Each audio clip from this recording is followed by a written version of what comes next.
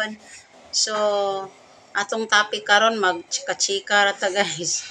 So, pasensya guys, akong sinina kay nagisi naman dai ni oh. Wala gyud ikapalit guys, gisi na gyud akong sinina, pasensya na mo diha. Bahala gisi na.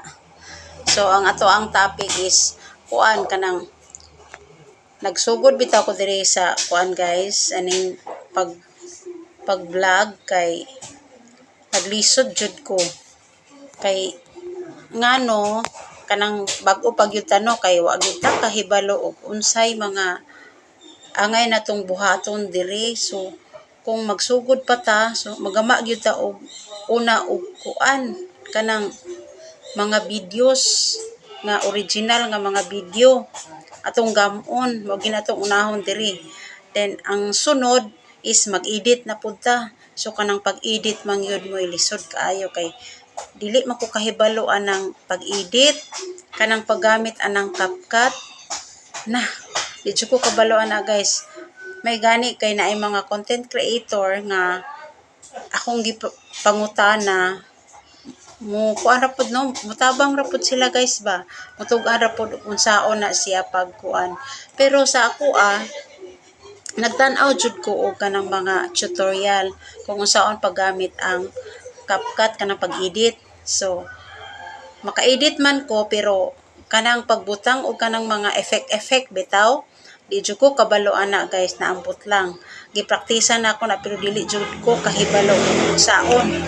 Manang ako mo gama kog video bitaw kay i-direct na lang nako og kanang kuan upload kanang magyama-yama bitaw ko then say kanang akong istorya is dili matuloy-tuloy kanang idiretso ra nako og kanang upload kay usahay manggod kapuyan ako mag-edit bitaw kay malanga naman ko kay magdali og gama og content kay napay daghang trabahoon.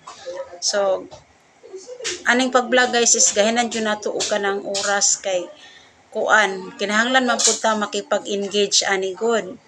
Then ako makipag-engage ko kanang nakoy free time nga nakoy gamay nga kanang di kay busy kana maka-engage ko ana. So sa mga kuan po diha kanang mga nag-follow bitaw sa atoa.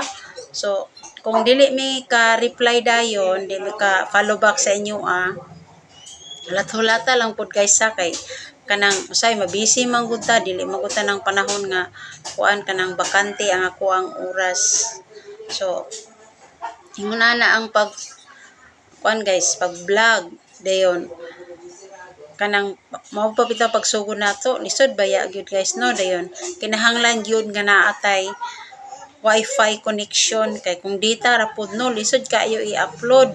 So moari gyud ta aning naay mga piso wifi man kasagara karon guys kay kung mag-load pud ta adtong naatay katong mga modem bitaw nga loadan nato dali ra pud kay mahurot manang dirita sa piso wifi kay ihulog ra logan ra nimo dayon kuan kanang unlimited imong upload dili mahurot dayon ang load kay maghulog ra man ka.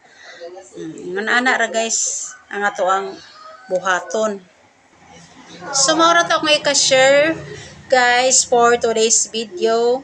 So salamat kay guys, God bless everyone, mayng hapon.